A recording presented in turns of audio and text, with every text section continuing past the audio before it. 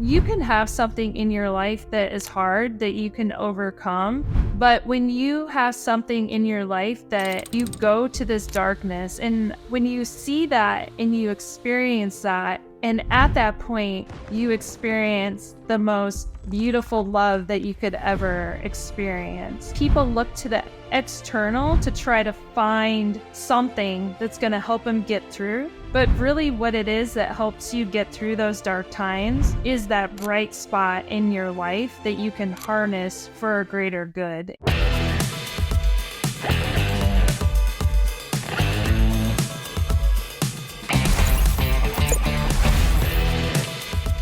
Welcome back, everyone, to the Sparks of Gratitude podcast. I am grateful for you. And you know what? You chose to join this conversation today when you have anything else you could be doing right now. So thank you and welcome again to the show. I am your host, Randy Sparks. And today we have a special guest, Dr. Gina Anderson. Welcome to the conversation. Oh, thanks for having me, Randy. I'm so glad to be here. Yeah, I'm thrilled to have this conversation with you and learn how you are doing good in the world. So Gina is an international award-winning author, speaker, learning expert, leader, innovator, podcaster, and she describes herself as someone who shares the science of how adults learn to help save lives. And she does that in part through her company, Luma Learning, which I'm sure we will learn about today. So yes, this is going to be exciting. It does describe me. Yeah, well, it's self-described. This is what I've learned from you. Gina and I recently met. We've had a conversations before this, and instantly I knew that I wanted to have a conversation with her on this show because gratitude has greatly impacted her life, and along the way has learned how gratitude has been meaningful and important in the lives of people that Gina helps. So yeah, absolutely. So, welcome, Gina. And Gina also has, as I mentioned, has her own podcast, and she does hers live, which I have not yet been brave enough to do, Gina. So, 1-0 there, Gina. It's not a contest, but you're pretty awesome. No. Oh, thanks. Yeah, it's definitely not a contest. As we know, this is our second take of this. Technology can always be a gremlin. So yeah, it's a risk you take. True. Well, Gina, thank you for joining. I am really interested in learning. You said something before we started this conversation about just your joy is inspiring to me, how excited you said you were to finish your day with this conversation. But what is it about these types of conversations that energize you? Why are these important to you? Yes, because anytime that you express or feel gratitude or show gratitude or experience gratitude, it actually impacts how you feel, specifically your gray matter in your brain, if you didn't know this. And it actually makes you emotionally feel better and cognitively feel better. So anytime you can experience gratitude or love or joy, it has an impact on your life and who you are as a person. So absolutely, ending my day with gratitude with you is the most beautiful way I can end my day. So thank you so much for having me. Well, I'm honored to share this with you. And I'd like to also know if you could share with us a little bit of how do you know that, what you just explained to us. Hello, everyone. I want to thank you so much for listening to the Sparks of Gratitude podcast. If you like what you're listening to, will you please hit that like, subscribe to this, and tell us what you like about it in the comments. That'll help us get great guests and keep this thing going. Now back to our interview.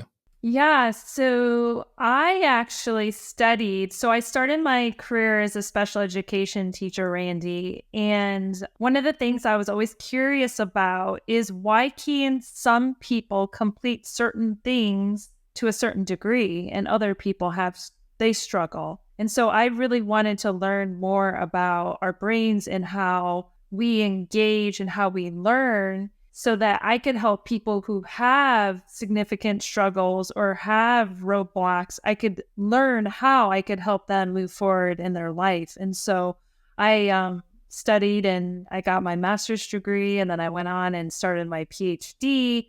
And then I finished my doctorate in learning science and instructional systems technology. So really looking at how we can leverage not only learning science in our brains, but also couple that with technology and how that can help improve people's lives. So that is what I study. I continue to study. I was showing you just a few minutes ago. Learning doesn't end at the end of your degree. Learning doesn't even have to happen, right? When you have a degree, learning is life. Learning is the power of continuing on in your journey of what you want to do and think about. So I'm always learning new ways of engaging and helping people learn. And so for me and my company, you mentioned to save lives, we work with truck drivers, Randy.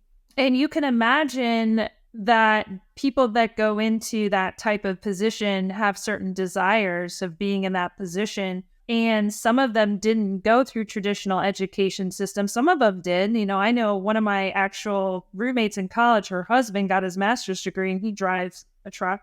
So it's not like a stereotype. Anybody can do it, but maybe there's different learning hurdles. And I was horrified as a learning science going and watching how truck drivers were being trained. Just horrified. I can imagine. Yeah. So tell me a little bit about that. I mean, you've got this experience in curiosity, number one, but then curiosity and purpose and drive to go through all those levels of education to be able to do something about it.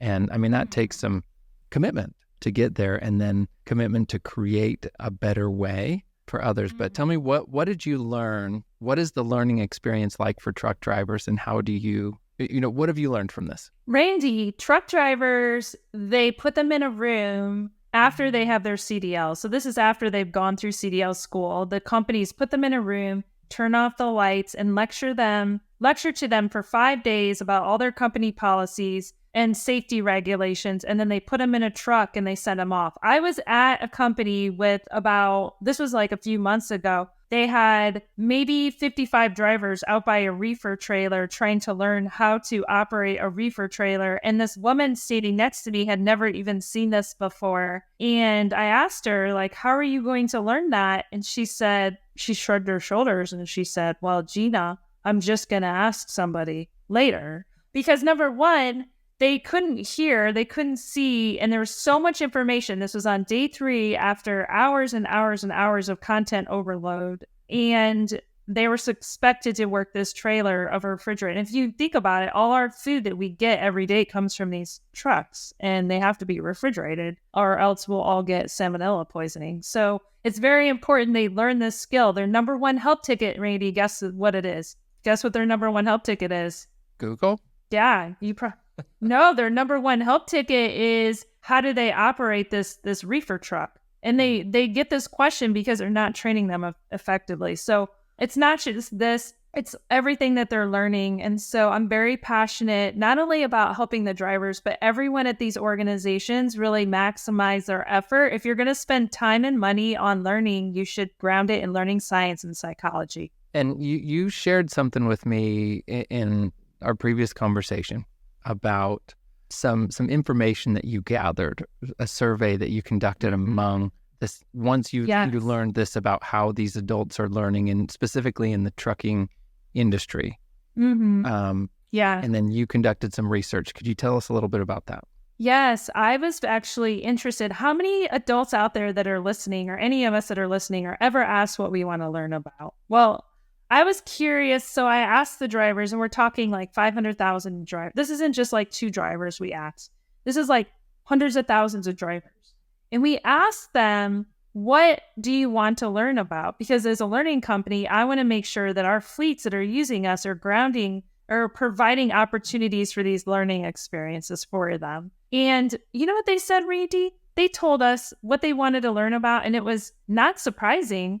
But it was surprising. They wanted to learn about gratitude. They wanted to learn about depression. They wanted to learn about financial wellness. They wanted to learn about kindness. And when you look at it, when you look at the fleets and what they're offering, they're not offering these things. They're not doing it. They're not. They're just so concerned about the important things, right? Safety and compliance, which are key. But also, not only that, we have to care about their minds and their health and their well-being. And this goes not only for truck drivers, this is for everybody. However, I released this research. This was in 2022.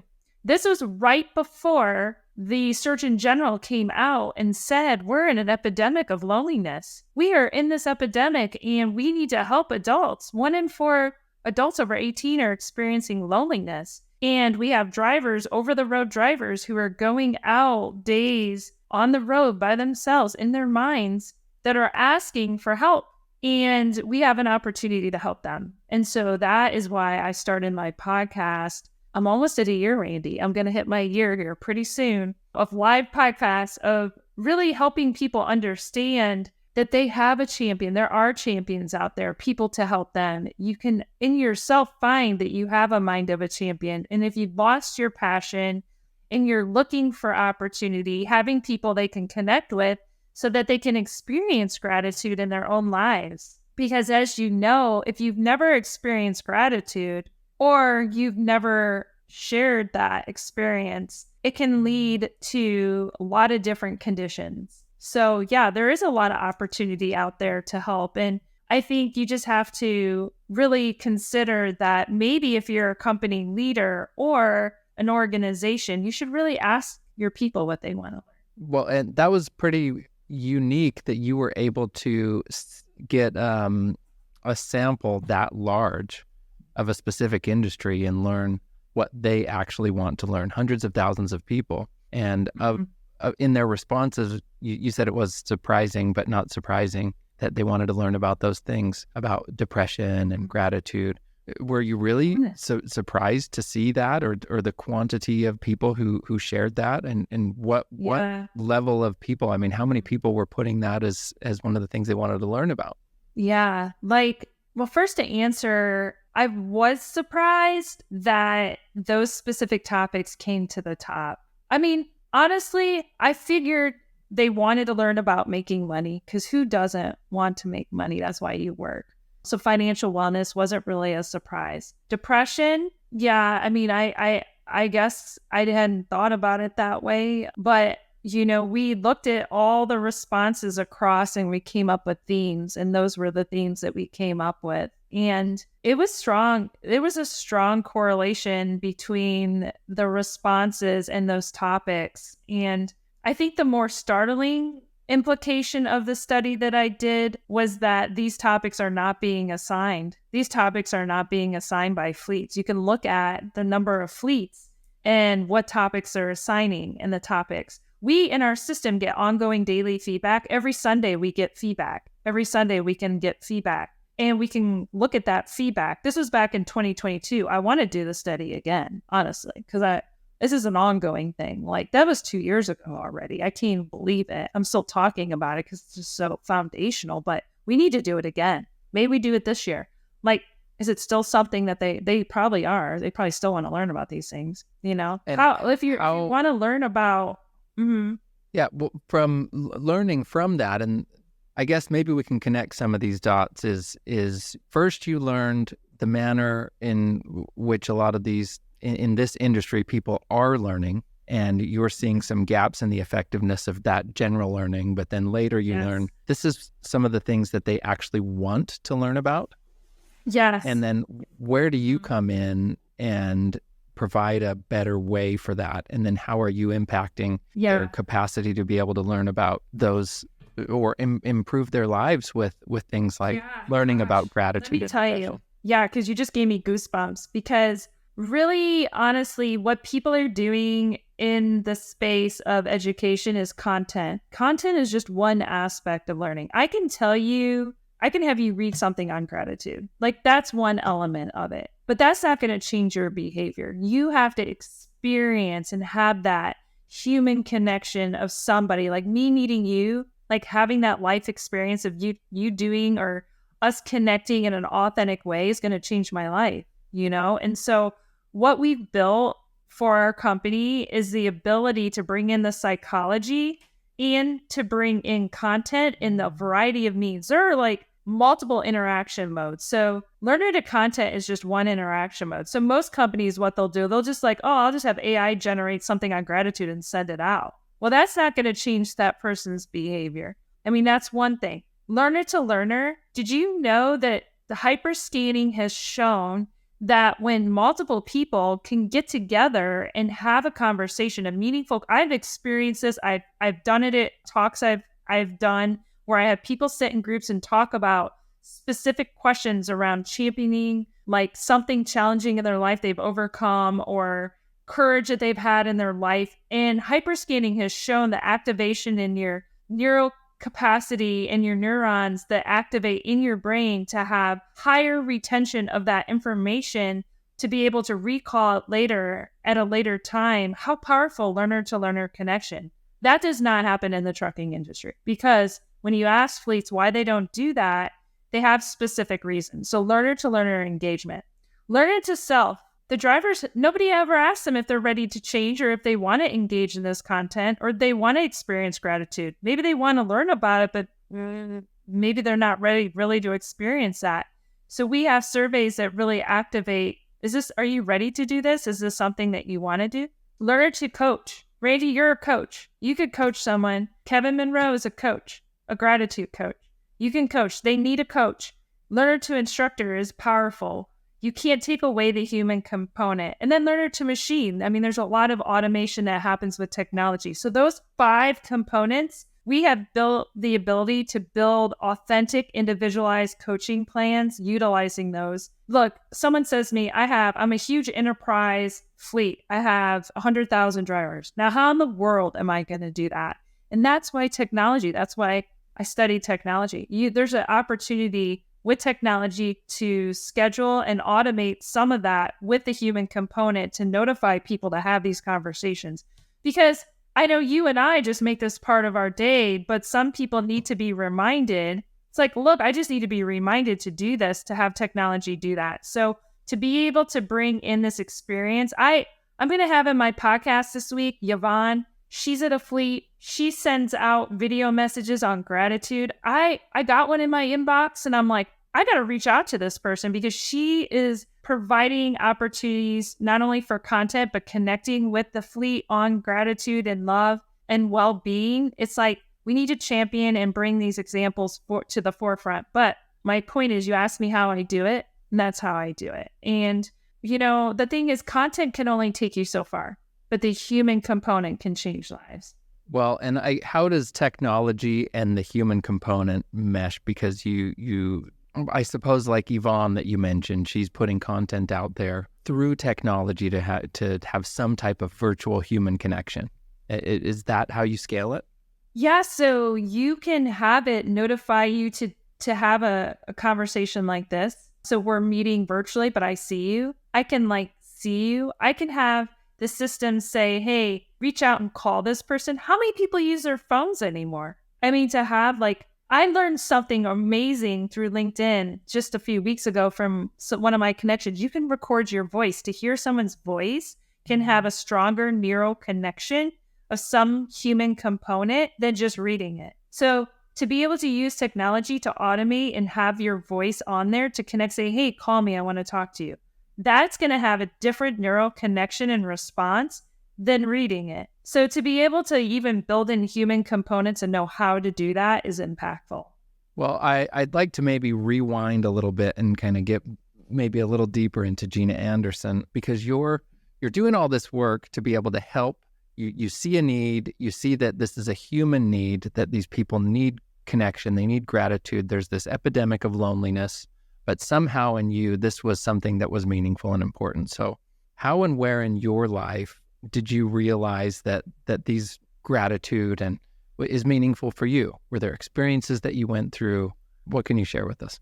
Yeah, absolutely. So I wrote an article a few months ago, or actually it's probably about a year ago now, about building a mind of a champion. And it kind of, in a way, describes how to build this mindset to really help learn how to utilize gratitude. And I actually was invited to write a chapter book for Tim Sorn, so I give a shout out to him. He's writing a book about invisible illnesses. And the reason why he invited me to help write is because I've struggled with an invisible illness. And for the first time in November, I'm going to share the story in his book. But the idea is that when people live with invisible illness, and what that means is like maybe you know someone that has had cancer or going through something that people don't see on the outside. So for some people, it might be a divorce, or for some people, it might be depression, or for some people, it might be the loss of a loved one. So something very significant that has happened in your life. So, for me, I have gone through several very dark times in my life where I have had to find the bright light to be able to overcome those dark times. And the thing is that it's not just a one-time thing. Like, you can have something in your life that is hard that you can overcome. But when you have something in your life that, you go to this darkness, and, when you see that and you experience that, it's almost like, and, you get to that point, and at that point, you experience the most beautiful love that you could ever experience. And this is something that actually is grounded in science and has been talked a lot about energy in terms of finding positive energy in the darkest spots that you have in your life. And I write about this because I think a lot of times, people look to the external to try to find something that's going to help them get through. But really what it is that helps you get through those dark times is that bright spot in your life that you can harness for a greater good. And, call it whatever, it's inside of you. And for me, going through my invisible illness that I experienced helped me realize that there is so much more to give, that you can give to other people and experience such goodness inside that's where it stems from. And I think, it'd be interesting. And when I read research on this in terms of like how you can tap into your unconscious mind, and that's where I met my unconscious mind, was personally at that dark time in my life. And when you reveal your unconscious true self of who you are, I think that's where the beauty of gratitude lies. And you find that love and you can harness it at any time. That's the power and beauty of gratitude. So for me, like specifically having that experience, even though in multiple times and ways, was actually a beautiful thing in the end, because it helped me realize that you can discover your true self and purpose in your unconscious self. So what's that experience like? And for you, what was that like going through that dark abyss, I imagine, and discovering that in yourself? How did you get to that point to see that light, to find that energy and capacity in yourself? And how might you share with someone else how they may be able to discover that?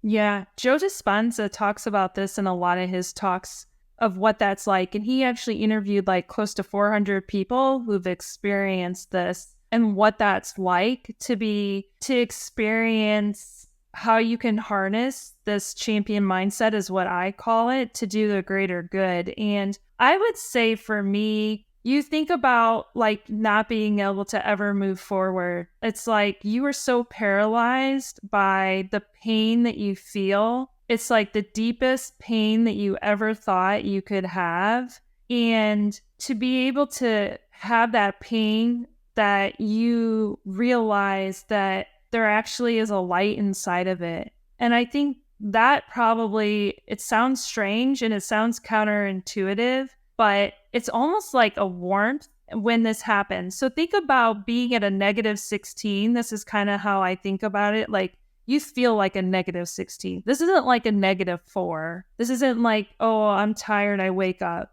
But you are like a -16. And when you feel the love inside of you, it's almost like it's like there's a surplus. It's like a +45. So you go from like a -16 feeling, but it's the breathing that you have in that moment, in your breathing, and you're deep into that meditative state to be able to reach that place of beauty. And I've experienced it.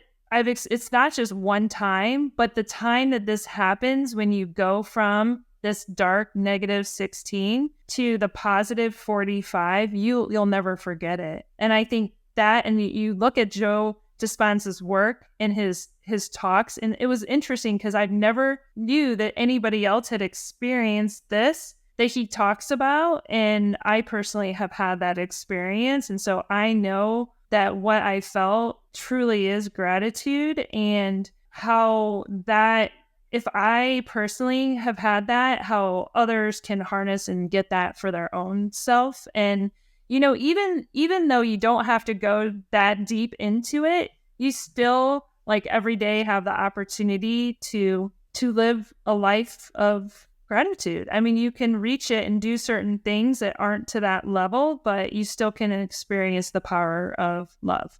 Well, thank you for sharing that. I think this goes so many layers deeper than, my mommy told me to say please and thank you. But it's to find this transcendent form of gratitude to sustain oneself through their darkest moments, find that power within. That's why I'm so curious and interested in this, what you're speaking of and what Joe Dispenza talks about all the time, and so many people that have shared those experiences with him. Is in your experience, was this something that you'd heard people speak of, or did you just experience it on your own? You were in the depths and then discovered within yourself the power to push through. This is interesting. So I didn't even know about Joe Dispenza until after I wrote my book chapter, because once I wrote it and I had a few people read it, they were like, wow, have you ever read the work of Joe Dispenza? And I'm like, no, like, I haven't. And, I was like told, like, you should go check it out. And I was like, wow. I mean, it's like, there is a science behind it. And being a learning science, like, I'm really intrigued by it because I've never met him. I've never talked to him. I've never shared this with him. But he said in his interviews that and I've looked at the work of the heart rate, like getting your heart rate at a certain level with your breathing and how you can enter into your subconscious state. Certainly, if you're at a really dark moment in your life,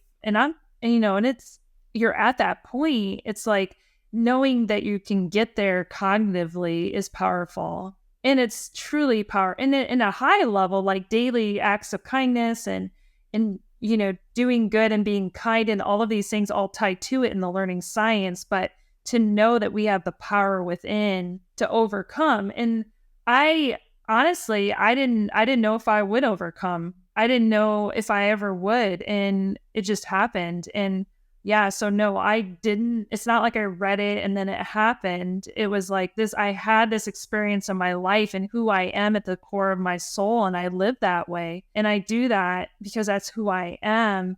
But part of that is because I've been through these experiences and I've lived this life that I've had that's made me be who I am.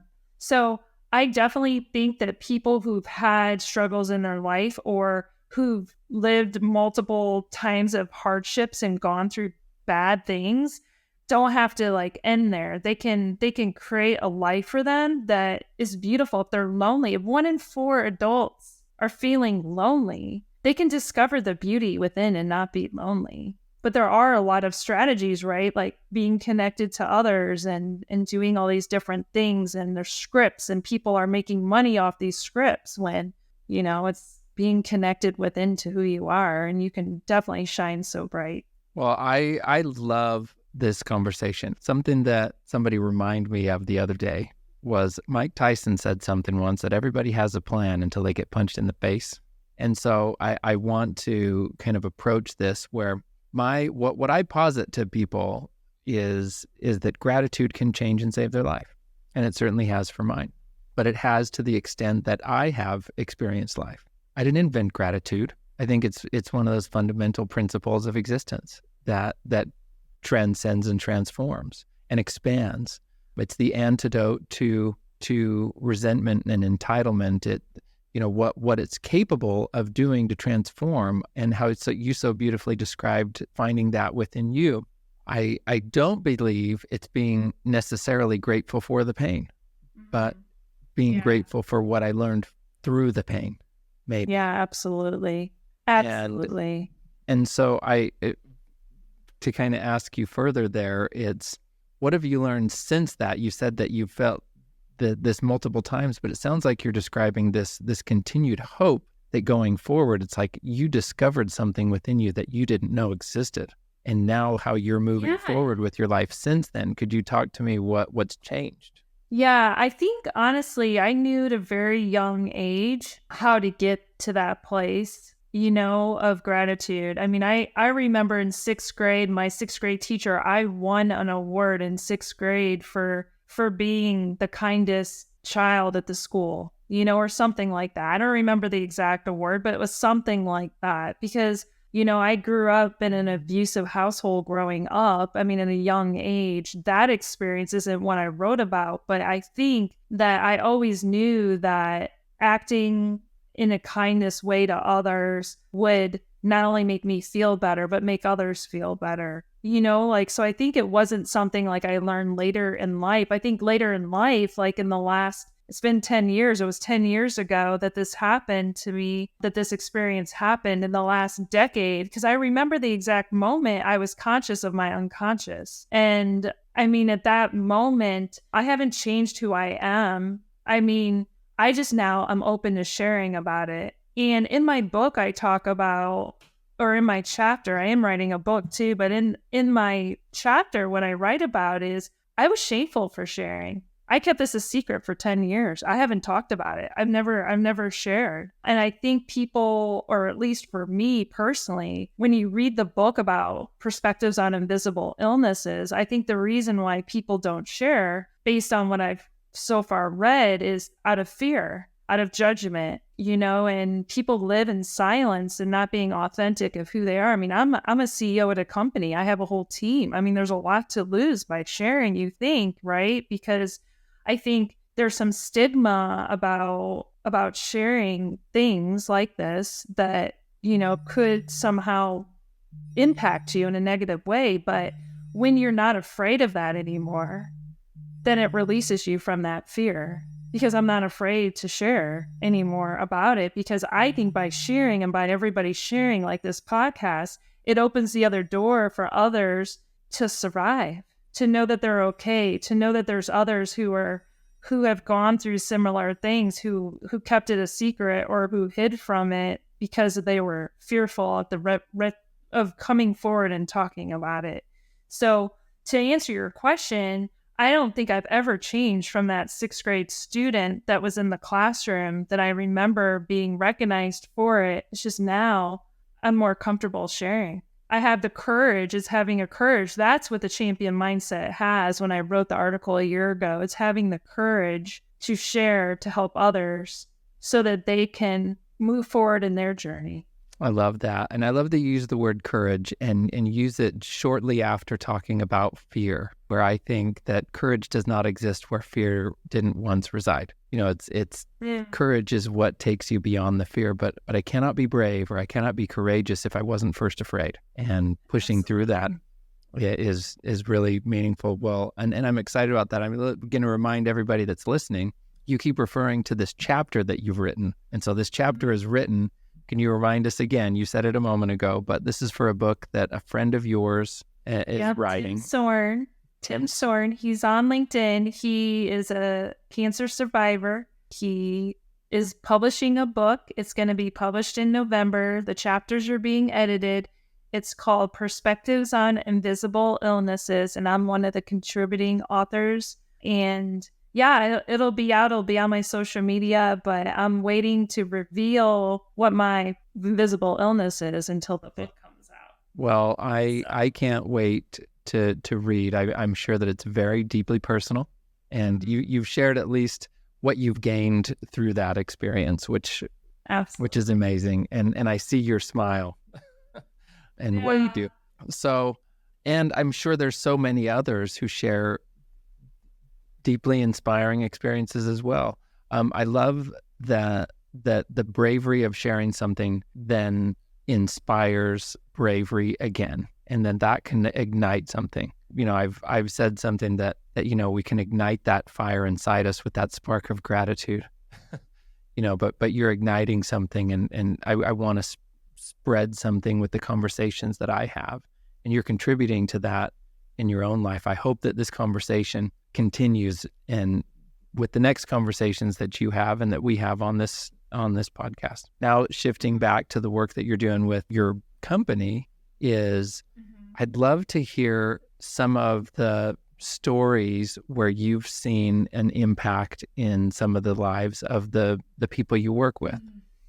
Yeah, I would say, face to face, I got to see the impact. We had a learning lab in May with our team. Our entire team was there. We invited a select number of company fleets to attend. I think I'm going to expand it a little larger. I like to keep them small because it's intimate and we get to connect at a deeper level. There was so much love in that room. Kevin Monroe came and did the keynote at my event this year. And it was powerful because sharing with them that their drivers in their organization want to learn about gratitude and have them experience in the room what that's like. Yeah, and I'll remind people who Kevin Monroe is.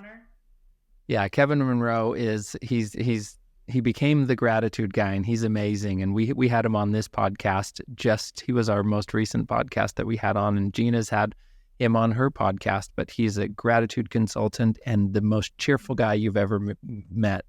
And so I have no doubt that he provided opportunities for an experience, a shared experience for people to feel something. Yes. And many people in that room probably have never had that experience or a formal experience like that. They go to a safety conference or, a vendor conference. They don't expect that.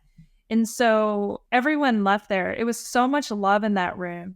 The people, the fleets that were there, they connected. They wanted to continue to connect. I mean, we had such a strong connection, and that's not by chance. That's because if you approach as a leader, if you approach an organization, or you approach your team coming from a place of love and gratitude and appreciation, then, you can connect at a deeper level. And when you ask the impact, those fleets went back, they all got gratitude cards. They all had that experience. And like I said, the one fleet, Yvonne, who's coming on my podcast this week, she wasn't even there, but, we promote this at Luma. It's part of our company. We have a mascot, Nugget, who goes around and shares kindness and appreciation. We have discussions with fleets online about how they can promote gratitude and love at their organization. And, it's not creepy love. I mean, even Kevin and I talk about this. It's like appreciation for each other. Kevin talks about the four pillars of love that he talks about, but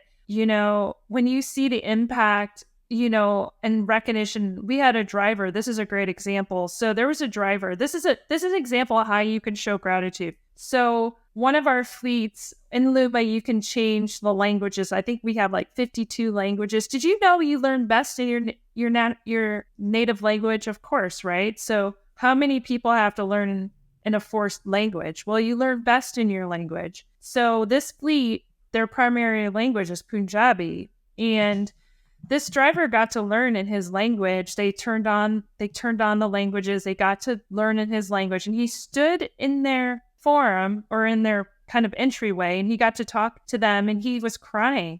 And he was crying because he said, "This is the first fleet that has ever cared about how I learn. And I don't have to learn from my daughter anymore. I can learn on my own." And this is an adult human being. And the fact that they show gratitude, because gratitude, right, can be shown in a lot of different ways. It's like understanding where a person is coming from. That's a sign of gratitude, right? So showing this driver appreciation that I'm going to provide something to you that you need for your well-being is a sign of gratitude for that person. And he'll never forget that. He'll never forget that company, TransX, is a beautiful company full of gratitude and love, showed him that. And there's fleets like that all over. I mean, we work with fleets that work with us. They want to do well. That's why they picked and chose a learning company to help them. But lots of examples. I mean, it's overwhelming and overflowing, but we have a ways to go. I mean, there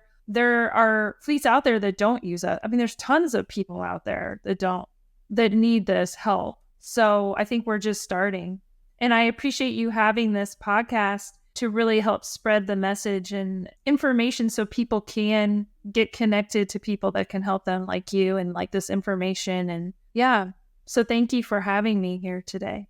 Oh, thank you, Gina. This has been so wonderful. Thanks for sharing what's deeply personal to you and how you're expanding that to share and improve the lives of others. It really makes a difference. I'm excited to see what happens with Luma and how many more people you impact, and to keep listening to your podcast. So thank you so much for sharing your time with us. We're grateful for you, and I can't wait to do this again sometime. Thank you, Randy. Okay, take care, everyone. Thank you for joining us. Until next time.